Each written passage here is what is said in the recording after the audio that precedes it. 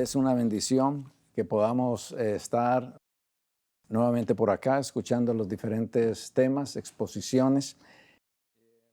Quisiera mencionar antes de comenzar acerca de en el Centro Misionero de Salud. Estamos entrenando familias para que ellos puedan iniciar sus ministerios familiares. Y quisiera, algunas personas me preguntaron del libro que tenemos allí, que usamos como libro de texto, es La familia, su alcance y evangelismo. Este libro es una guía que puede ayudar a las familias para iniciar su ministerio familiar. Está digital y es gratuito. Aquellas personas que deseen también lo pueden encontrar en la página www.cmsmex.com.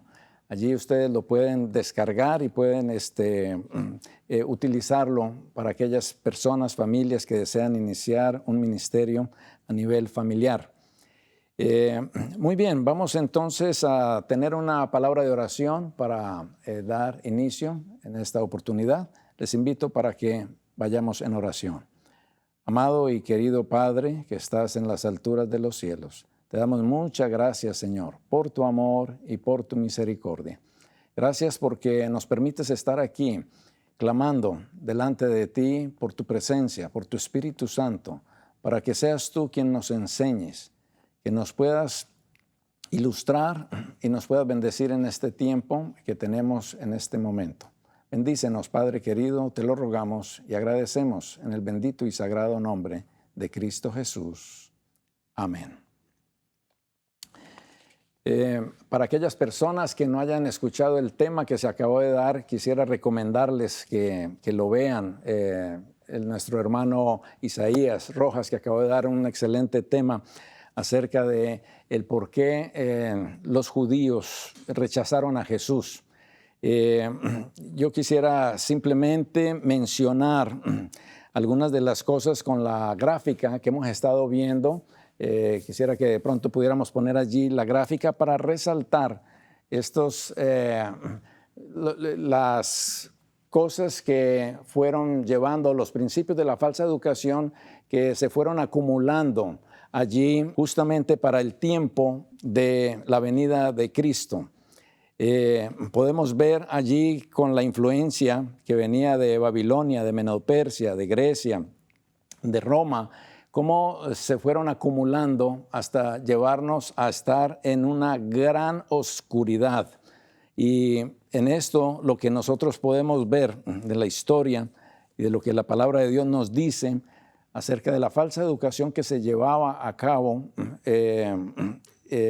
vemos el paganismo de Grecia, la rivalidad, los excesos inmorales, la idolatría, la hipocresía, el orgullo, el materialismo, los deportes competitivos, las tradiciones, el formalismo, las ceremonias externas, la cobardía, la inutilidad, la ostentación, la excitación artificial, la incredulidad, los celos, la religión espuria, la corrupción, la maldad, la tentación. Todas estas cosas estaban llevando a una oscuridad de verdaderamente el carácter de Dios. ¿Cómo era ese carácter? Y justo nos dice la mensajera del Señor que en ese momento de mayor oscuridad es cuando se cumple el tiempo y viene nuestro Señor Jesucristo, que vino y tomó forma humana, como nos dice Hebreos capítulo 2, versículo 17 y 18, donde nos dice, por lo cual debía ser en todo semejante a sus hermanos, para venir a ser misericordioso y fiel sumo sacerdote en lo que a Dios se refiere, para expiar los pecados del pueblo. Pues en cuanto él mismo padeció siendo tentado, es poderoso para socorrer a los que son tentados. O sea, Jesús vino acá con una naturaleza, él asumió la naturaleza degradada después del pecado por 4,000 años, y él asumió esa naturaleza. Y quisiera invitarlos a que fuéramos a Mateo capítulo 1, Mateo capítulo 1, en el versículo 21. Nos dice, y dará a luz un hijo y llamará su nombre Jesús, porque Él salvará a su pueblo de sus pecados. Dará a un hijo, lo llamarás Jesús, porque Él salvará a su pueblo de sus pecados. El Señor vino no a salvarnos en nuestros pecados, pero a salvarnos del pecado, de sus pecados. Él vino para sacarnos de lo que es falso en nosotros y podernos llevar a una armonía con Él. Luego en el versículo 23, un poco más adelante, Mateo 1:23, dice: He aquí una virgen concebirá y dará a luz un hijo y llamará su nombre Emmanuel, que traducido es Dios con nosotros. Esta parte es muy interesante. La mensajera del Señor, en el deseado de todas las gentes, dice: y será llamado su nombre Emmanuel, Dios con nosotros. La luz del conocimiento de la gloria de Dios se ve en el rostro de Jesucristo. El carácter de Dios se ve en la vida de nuestro Señor Jesucristo y vino a mostrarnos ese conocimiento, esa gloria. Cuando hablamos de Emmanuel, Dios con nosotros necesitamos recordar de que no es solamente un Dios que tiene un nombre y que vino aquí con nosotros, pero lo que es Él, lo que Él es en esencia, su carácter, es eso. Él está haciendo, vino acá para que ese carácter fuera parte de nosotros, para nosotros poder ser restaurados. Y eso es muy importante que nosotros podamos tener esto presente, la presencia de Dios en nuestra vida. ¿Qué tan real es la presencia de Dios en nuestra vida? Se ha distorsionado por el pecado. Nosotros desvinculamos el nombre de alguien de pronto con lo que esa persona es.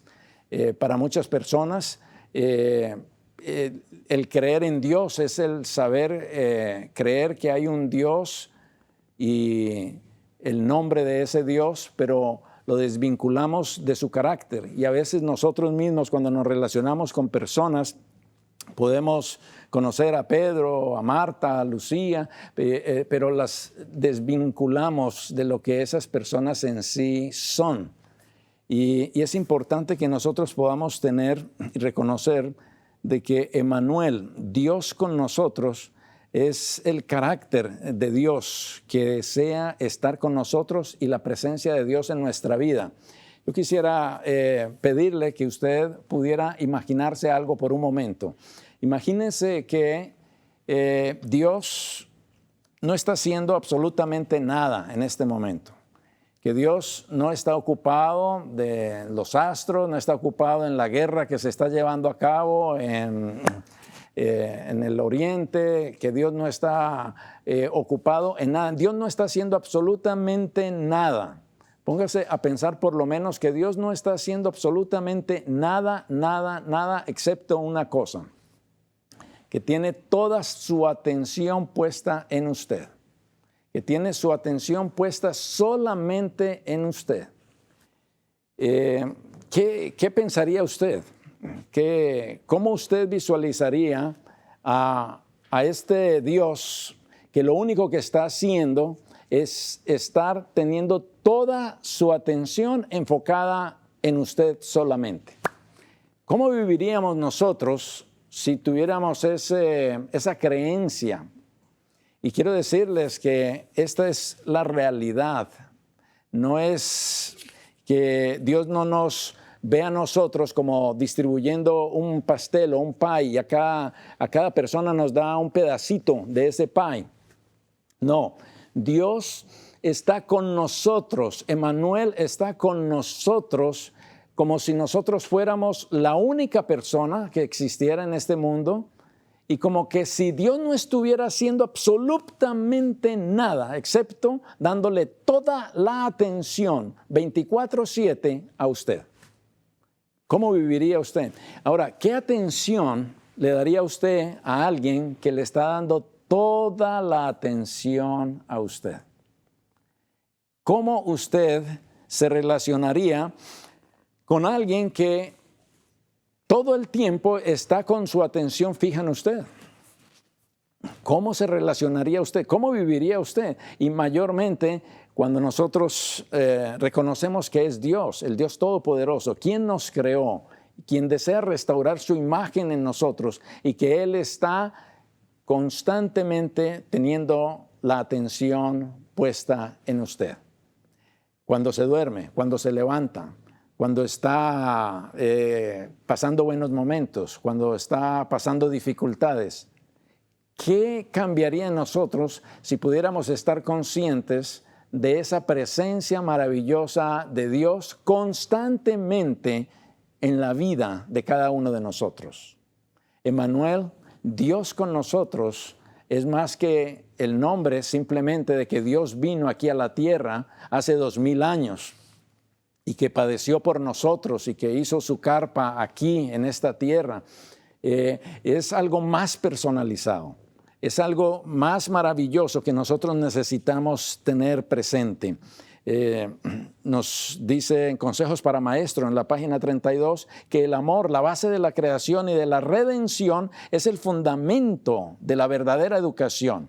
Y esto se ve claramente en la ley que Dios ha dado como guía de la vida. El primero y grande mandamiento es: y amarás al Señor tu Dios con todo tu corazón y con toda tu alma y con toda tu mente y con todas tus fuerzas. Amar al infinito y omnisciente con toda la fuerza, la mente y el corazón representa el más alto desarrollo de toda la facultad. Significa que en todo el ser, el cuerpo, la mente y el alma, se ha de restaurar la imagen de Dios. O sea, el más alto desarrollo que podamos obtener dentro de esa verdadera educación, o como el cielo lo ve, es en poder que todo nuestro ser se restaure a la imagen de Dios. Que podamos amar a Dios con toda la fuerza, toda la mente y todo el corazón. Es el mayor, el más alto desarrollo que podamos nosotros obtener.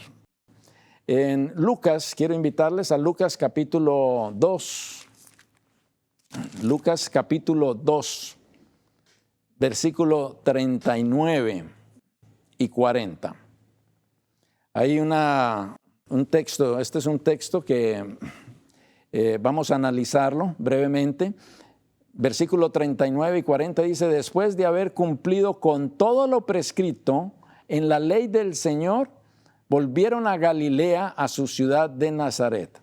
Versículo 40, y el niño crecía y se fortalecía y se llenaba de sabiduría, y la gracia de Dios era sobre él.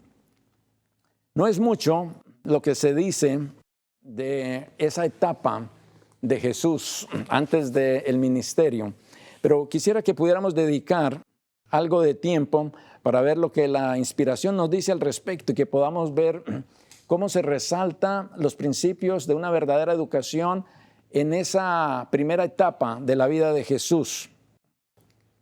Deseado de toda la gente, en la página 49 nos dice que en el resplandor del rostro de su Padre, Jesús crecía en sabiduría y en edad y en gracia para con Dios y los hombres.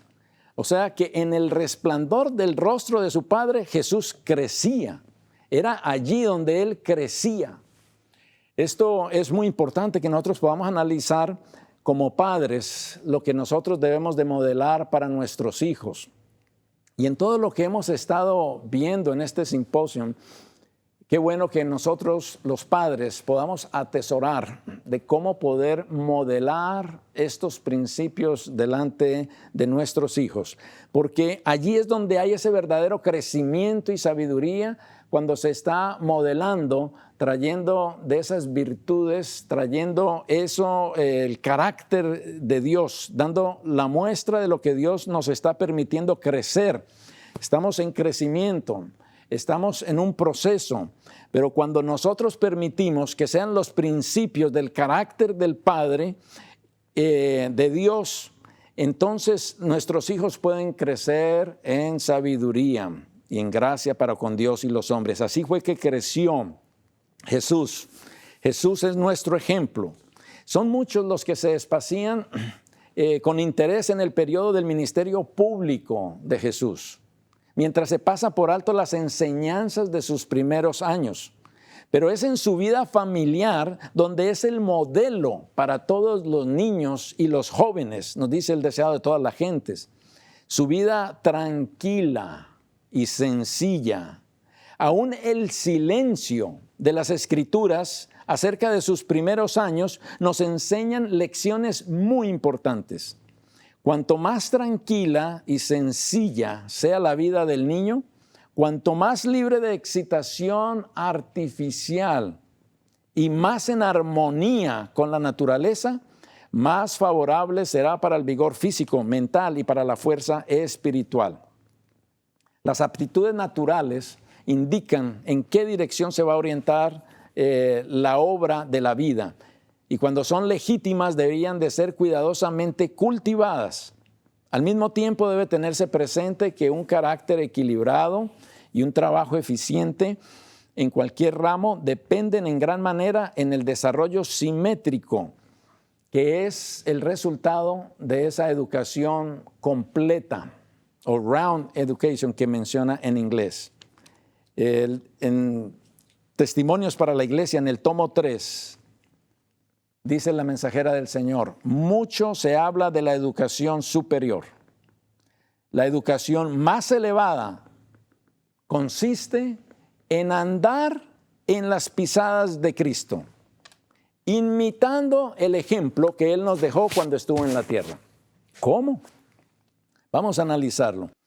La educación más elevada, o sea, el cielo considera la educación más elevada es andar en las pisadas de Cristo, imitando su ejemplo.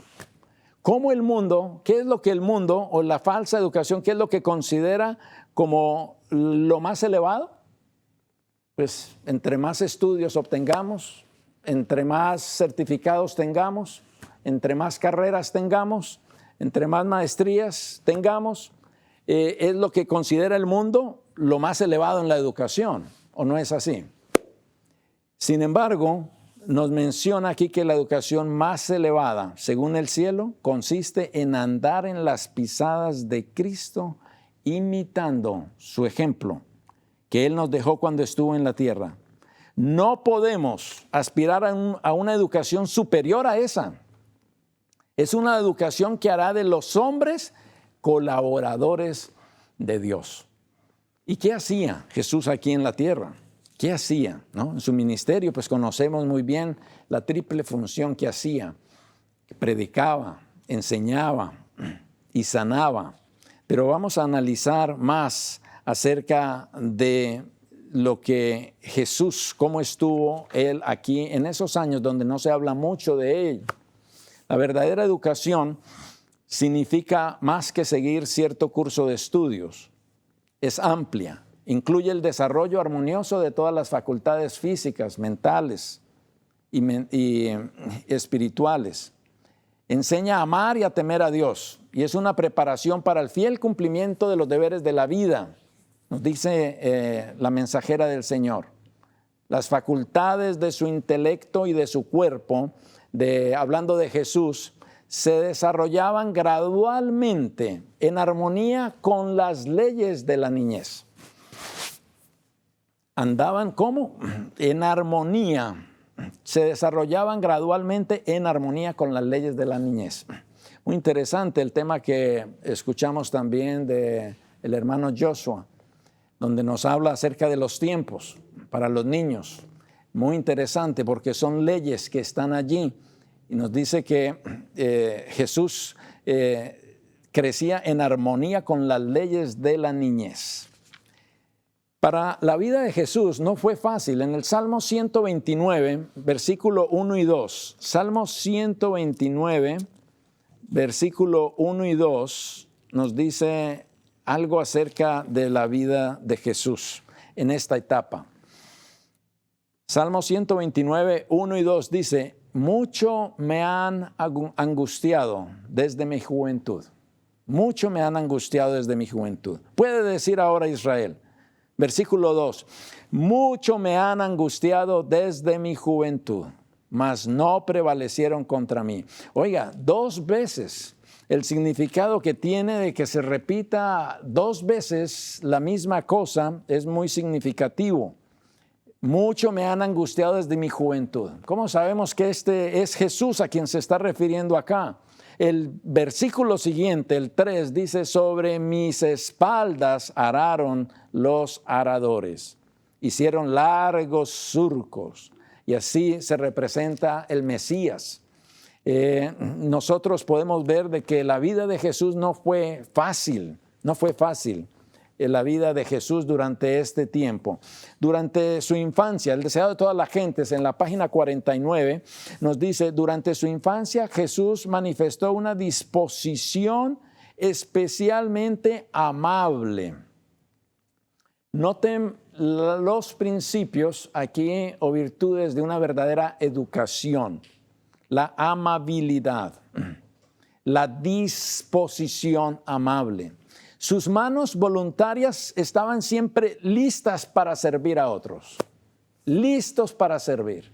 No se estaba pensando en sí mismo, sino que el centro de la vida estaba en Dios y en los demás.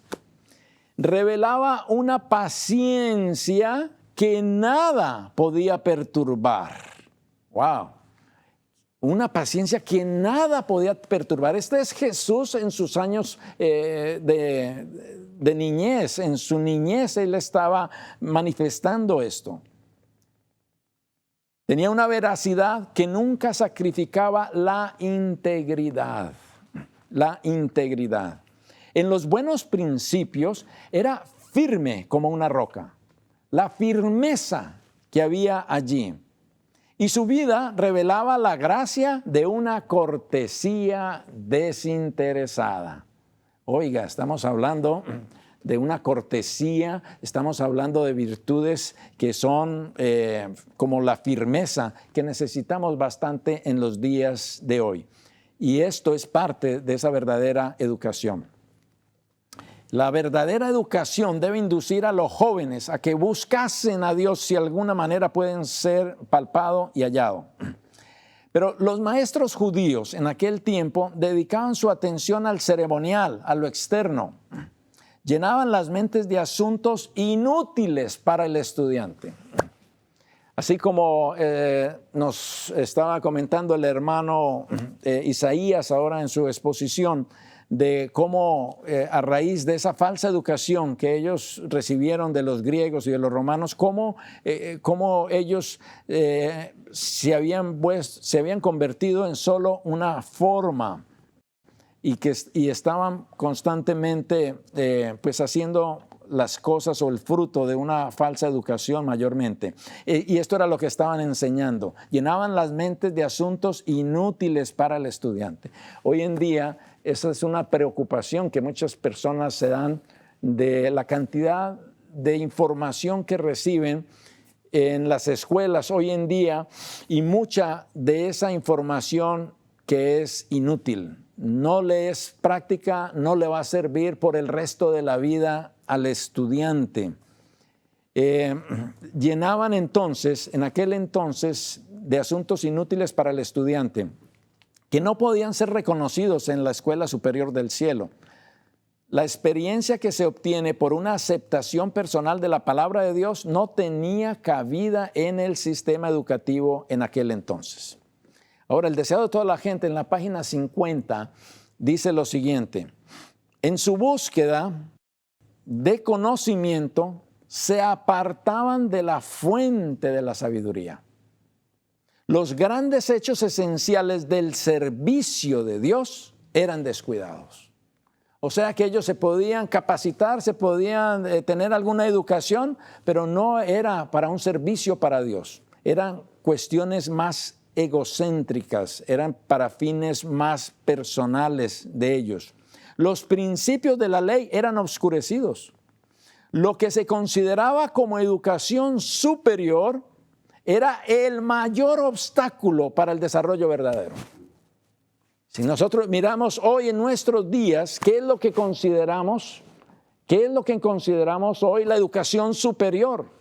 Porque fácilmente en nuestros días podemos caer también en que lo que se considera hoy en día la educación superior puede llegar a ser el mayor obstáculo para el desarrollo verdadero. Bajo la preparación que daban los rabinos, las facultades de la juventud eran reprimidas, su intelecto se paralizaba y estrechaba. Así que esto es algo que nosotros necesitamos tener presente. Pero Jesús adquirió saber como nosotros podemos adquirirlo. Su conocimiento íntimo de las Escrituras nos demuestran cuán diligentemente dedicó él sus primeros años al estudio de la palabra de Dios. El que había hecho todas las cosas fue enseñado, recibió lecciones de su propia mano que había escrito en la tierra, el mar y el cielo. Y esto nos habla de humildad para que el creador de todas las cosas venga a recibir una enseñanza de lo que él ya había hecho. Va muy contrario a como la naturaleza del hombre es hoy en día, donde somos tan orgullosos que no reconocemos y no damos el brazo a torcer a cosas que nos puedan poner en una situación no muy elevada. Pero Jesús vino acá y él empezó a aprender en todo lo que él antes había creado. Los principios de aquí también, apartado de los caminos profanos del mundo, adquiría conocimiento científico de la naturaleza. Oigan, él adquiría conocimiento científico en su niñez de la naturaleza. Él estudiaba 3 cosas. En esa edad juvenil, en esa etapa, él aprendía lecciones de 3 cosas. Aprendía lecciones en la vida de las plantas, en la vida de los animales y en la vida de los hombres. Él analizaba, él observaba y él sacaba lecciones de eso. ¿Cuántas lecciones nosotros podemos sacar hoy en día acerca de las plantas, de la naturaleza? Y la palabra de Dios nos habla. La palabra de Dios nos dice que los cielos declaran la gloria de Dios, que las nubes nos hablan de la fidelidad de Dios, que la cúpula de los montes nos hablan de la justicia de Dios, que la parte baja de los cerros hablan del juicio de Dios. Y cuando vemos las aves nos hablan de la protección de Dios, las flores, todas las cosas que nos hablan de la naturaleza nos habla de esa vida que Dios infunde. Los animales, ¿cuánto podemos nosotros aprender de los animales? Cantidad de lecciones podemos aprender de los animales y también de los hombres, cómo nosotros actuamos, cómo reaccionamos. Cantidades de lecciones podemos nosotros aprender allí si nosotros observamos, pero estamos tan distraídos y estamos con tantas otras cosas que compiten que miramos y no vemos nada, no vemos lo que pudiéramos ver si estuviéramos más cerca de la naturaleza. Desde sus más tiernos años, él fue dominado por un propósito. Y su propósito era para beneficiar a otros. Desde temprano, el centro de la vida no era él mismo. El centro de la vida era agradar al Padre, porque él estaba consciente siempre de la presencia del Padre en su vida. Para ello, él hallaba recursos en la naturaleza. Al estudiar la vida de las plantas y de los animales, concebía nuevas ideas y medios y modos de cómo realizarlo. Y esto lo vemos en su ministerio, cómo hablaba de las parábolas y cómo hacía alusión de la naturaleza para transmitir enseñanzas. En Marcos 4, en el versículo 33, Marcos 4, versículos 33 nos dice: con muchas parábolas como estas les hablaba de palabra conforme a lo que podían oír. Y sin parábolas no les hablaba, aunque a sus discípulos en particular les declaraba todo. O sea que el carácter positivo y enérgico, sólido y fuerte que manifestó Cristo debe desarrollarse en nosotros mediante la misma disciplina que Él soportó y a nosotros se nos ofrece la gracia que recibió Él. Durante todos aquellos años de reclusión en Nazaret, su vida se derramó en raudales de simpatía y de ternura. ¿Cómo? Su vida, en todos aquellos años que estuvo allí en Nazaret, su vida se derramaba en raudales de simpatía y ternura. La verdadera educación es la preparación para ser misionero. Todo hijo e hija de Dios está llamado a ser misionero. Somos llamados para el servicio de Dios y de nuestro prójimo.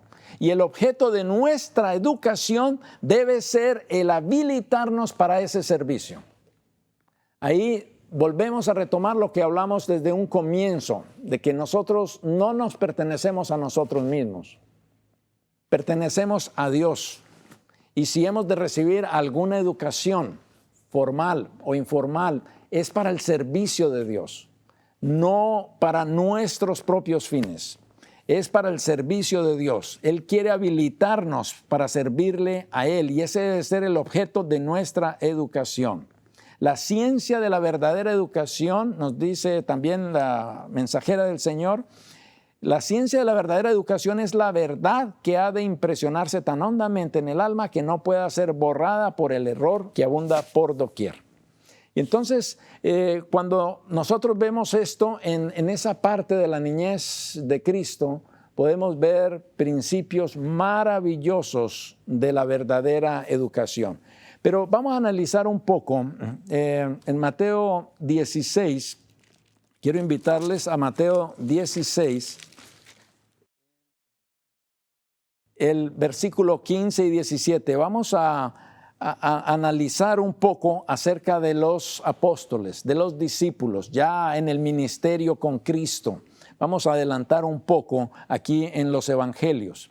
Mateo 16, 15, 17 nos dice, cuando el Señor les hizo esa pregunta, que ¿quién dicen los hombres que es el Hijo del Hombre?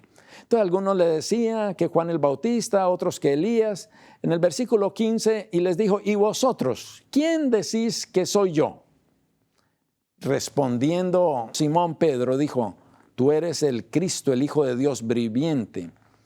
Entonces le respondió Jesús, bienaventurado eres Simón, hijo de Jonás, porque no te lo reveló carne ni sangre, sino mi Padre que está en los cielos. Qué bonito cómo Jesús le ayuda para que no se acredite lo que no le pertenece. Recordemos que San Juan, capítulo 8, versículo 44, nos dice que Satanás es el padre de las mentiras y él constantemente nos está mintiendo. Hacemos algo bueno y él nos miente haciéndonos creer de que nosotros somos suficientes y que tenemos cosas muy buenas y que nos puede hacer sentir orgullosos. A veces si estamos pasando por situaciones difíciles, también nos puede hacer sentir miserables, Él nos miente y nosotros necesitamos tener presente esto. Entonces aquí el Señor le ayuda a Pedro para que no esté pensando en cosas que la revelación que Él hizo fue el Padre que está en los cielos, el que se la dio. Un poco más adelante en el versículo 22, Mateo 16, versículo 22, Pedro, tomándole aparte porque había escuchado que él iba a ser muerto y resucitar al tercer día, Pedro tomándole aparte comenzó a reconvenirle diciendo, Señor, ten compasión de ti, en ninguna manera esto te acontezca. Pero él volviéndose dijo a Pedro, quítate de delante de mí, Satanás, me eres tropiezo, porque no pones la mira en las cosas de Dios, sino en las cosas de los hombres. Los apóstoles, ellos estaban impregnados de lo que era la falsa educación y el Señor estaba trabajando con cada uno de ellos, así como está tan dispuesto de hacerlo hoy en día con cada uno de nosotros. Y Pedro, pues conocemos de la experiencia de Pedro muchas cosas que el Señor le estaba ayudando a poder salir adelante. Vamos a ver un poco en Mateo 18, un poco más adelante en el versículo 15, otra de las lecciones que el Señor les estaba dando allí a los apóstoles: por tanto, si tu hermano peca contra ti, ve y repréndele estando tú a él solo. Si te oyeres, has ganado a tu hermano. Mas si no te oyere, toma contigo uno o dos, para que en boca de 2 o 3 testigos conste toda palabra. ¿Qué es lo que normalmente hacemos cuando tenemos un conflicto con alguien? ¿Qué es lo que normalmente solemos hacer? Muchas veces lo comentamos con muchas personas, hablamos con las personas a veces que no son las más indicadas. Y por último, si es que vamos y hablamos con la persona. Pero un principio de la verdadera educación en las relaciones está denotado aquí en este versículo. Si tenemos un problema con algún hermano, nosotros debemos de ir y hablar con esa persona directamente. Son principios que verdaderamente nos pueden ayudar bastante.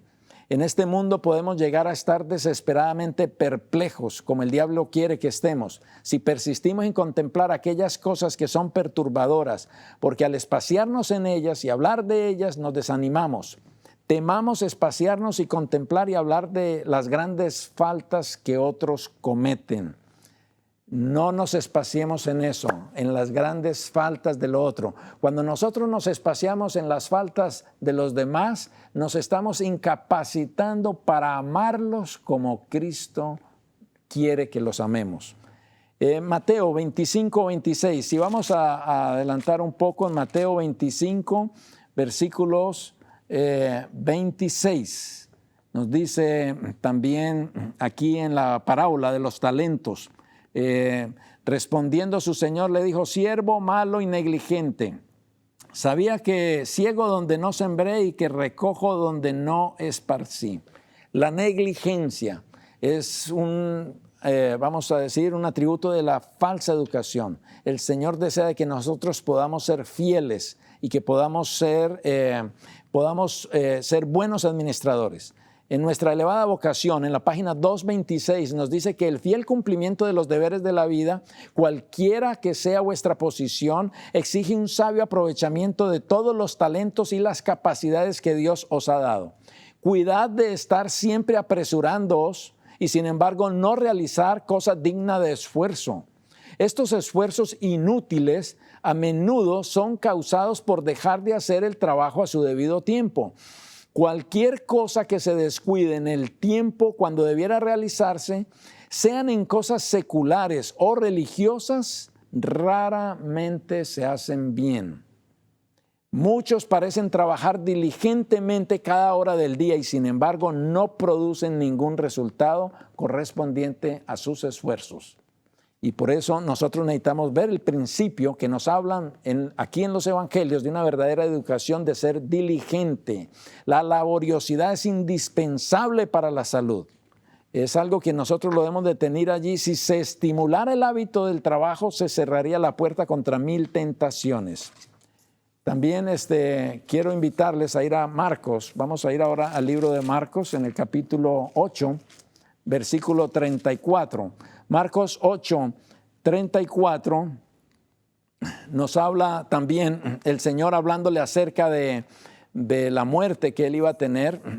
Y dice: llamando a la gente y a sus discípulos les dijo: si alguno quiere venir en pos de mí, niéguese a sí mismo y tome su cruz y sígame. La abnegación, principios, hermanos, de la verdadera educación. Esto es lo que hizo el Padre. El Padre se negó a sí mismo. El Hijo se negó a sí mismo. Cada cual tomó su cruz. Y es lo que nosotros, a su imagen y semejanza, y para ser restaurados en ese carácter, necesitamos tener presente.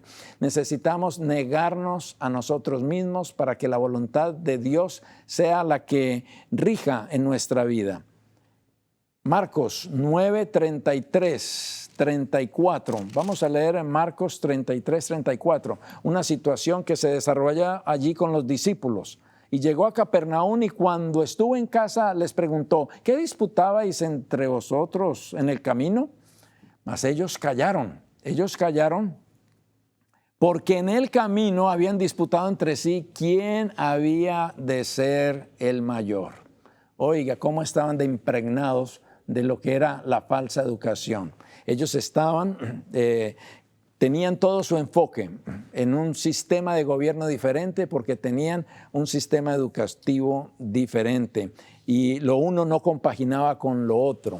Y entonces, especialmente para estos últimos días, nosotros necesitamos poder entender bien estos principios de verdadera educación para poder estarnos preparando y poder discernir bien lo que el Señor desea que hagamos en estos últimos días.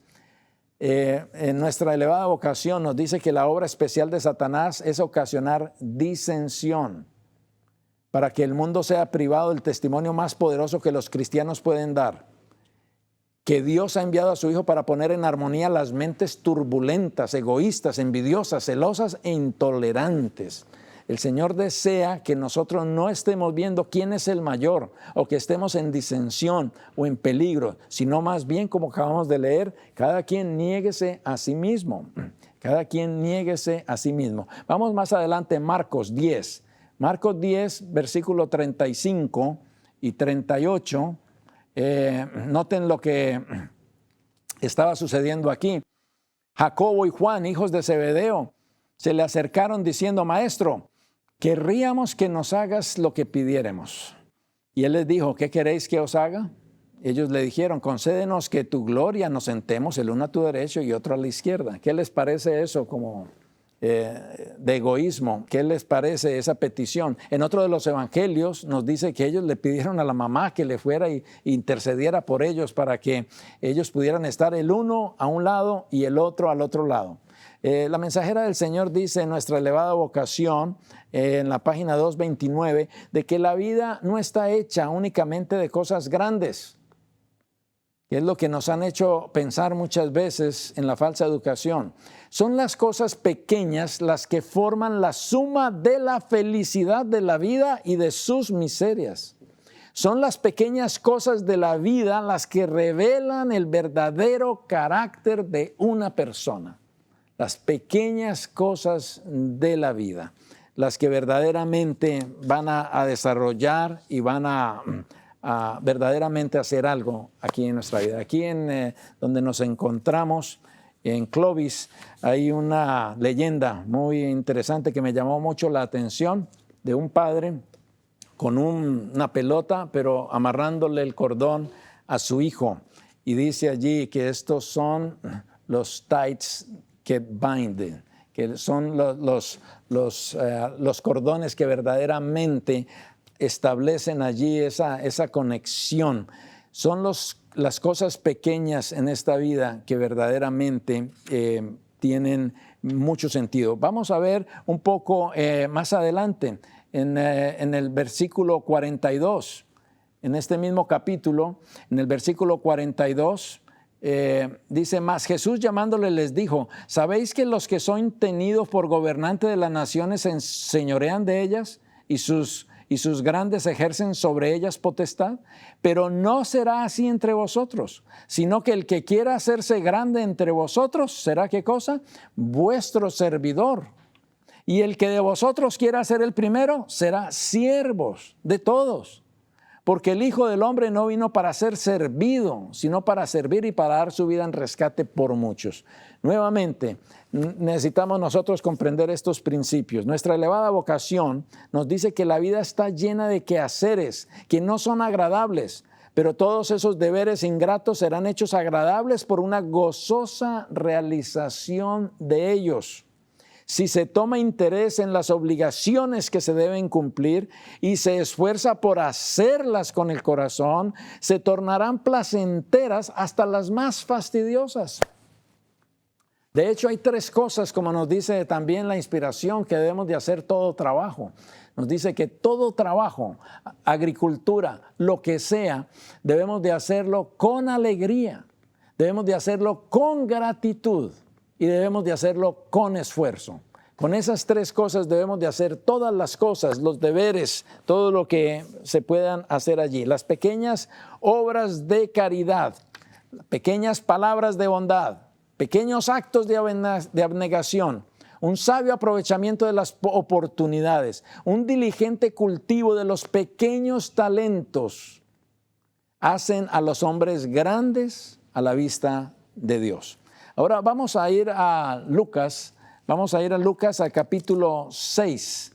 Capítulo 6 de Lucas, en el versículo 27 y 31. Vamos a ver aquí la regla de oro. Pero a vosotros los que oís os digo, amad a vuestros enemigos, haced bien a los que os aborrecen. ¿Qué hacemos nosotros con aquellas personas que nos hacen mal? ¿Qué es lo que hacemos en la vida práctica como cristianos, en nuestra casa, solamente en nuestro hogar? Si el cónyuge nos hace algo que no nos agrada, ¿cómo nosotros respondemos? ¿O cómo con el vecino o el hermano o alguien?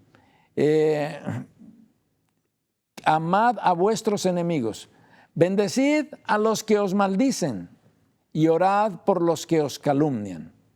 Al que te hiera en una mejilla, preséntale también la otra, y al que te quite la capa, ni aun la túnica le niegues. A cualquiera que te pida, dale, y al que tome lo que es tuyo, no pidas que te lo devuelva. ¿Cómo queréis que hagan los hombres con vosotros? Así también haced vosotros con ellos. Porque si amáis a los que os aman, ¿qué méritos tenéis? Pero también los pecadores aman a los que los aman. Y si hacéis bien a los que hacen bien, ¿qué méritos tenéis? Porque también los pecadores hacen lo mismo. El Señor, de una manera radical,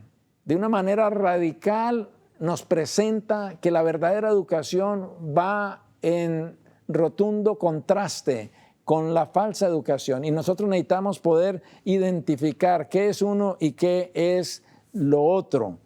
Vamos a continuar aquí en el libro de Lucas, en el capítulo 9, versículo 54 y 56.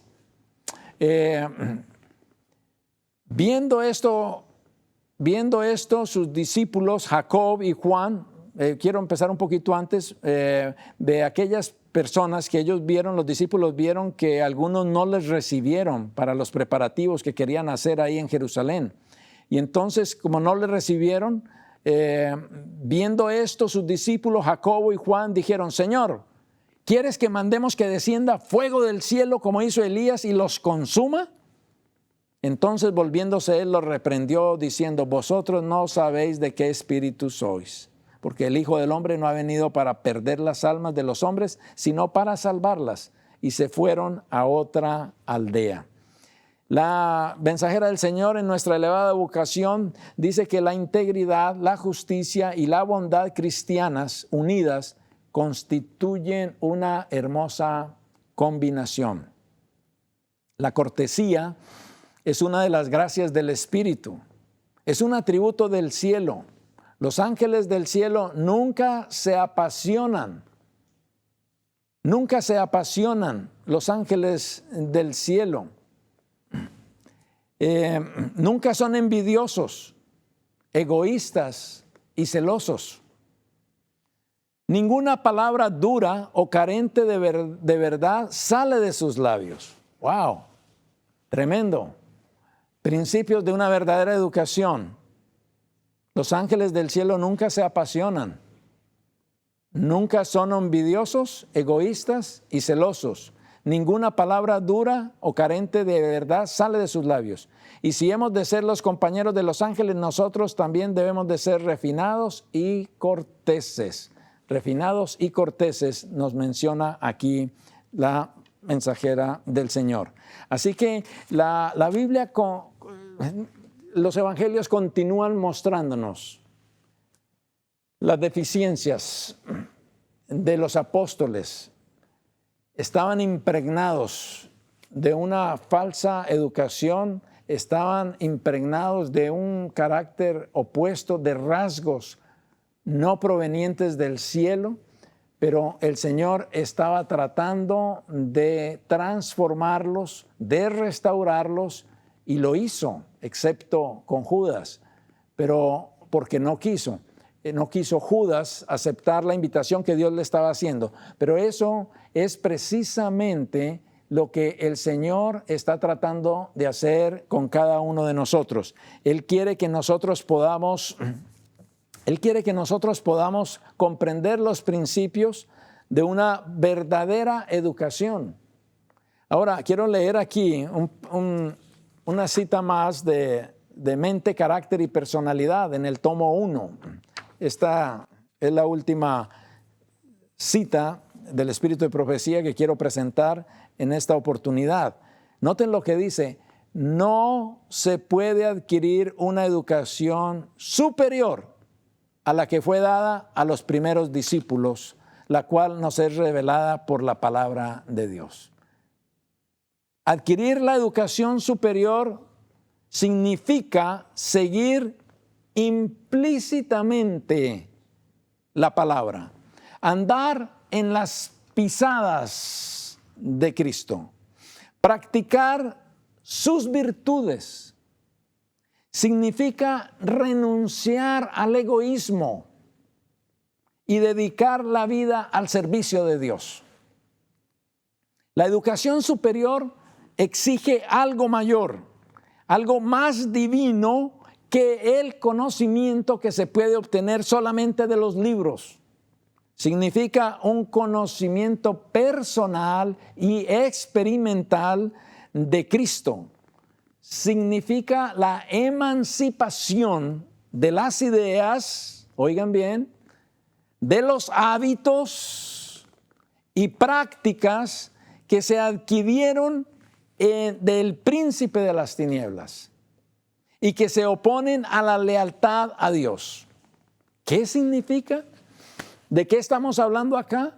Estamos hablando de la educación superior, que significa una emancipación, un corte, una erradicación de las ideas, los hábitos y prácticas que se adquirieron del príncipe de las tinieblas y que se oponen a la lealtad a Dios. Significa vencer la terquedad. Oiga, ¿será que estamos familiarizados con eso? Significa vencer la terquedad, el orgullo, el egoísmo, la ambición mundanal y la incredulidad. Es un mensaje de liberación del pecado. El Señor quiere que nosotros podamos entender esto en la vida, en la niñez de Jesús y en su ministerio y en su trato con los apóstoles. Estuvo constantemente revelándole el carácter del Padre, revelando el carácter que Él desea para nosotros. Estuvo tratando de sacarlos de una falsa educación para llevarlos a una verdadera educación. Vemos pureza, amabilidad, servicio, paciencia, integridad, principio, cortesía, sumisión a Dios, humildad, diligencia, industrioso, inteligente, sabio. Vemos en la vida y el ministerio de Jesús determinación, comunión con el Padre, armonía, sin pecado, pobreza, privaciones, fuerte, tentado en todo pero sin pecar, firme, fiel, alegre, perfecto, enérgico, positivo, oiga, ternura, todos esos frutos del Espíritu que el Señor desea restaurar en cada uno de nosotros. Es mi oración y mi deseo en esta hora que podamos, con la ayuda del Espíritu Santo, distinguir lo que es falso y lo que es verdadero, y cuando lo veamos en nosotros o en algo más, podamos identificarlo y clamar a Dios por lo que es verdadero para la gloria y honra de nuestro Dios.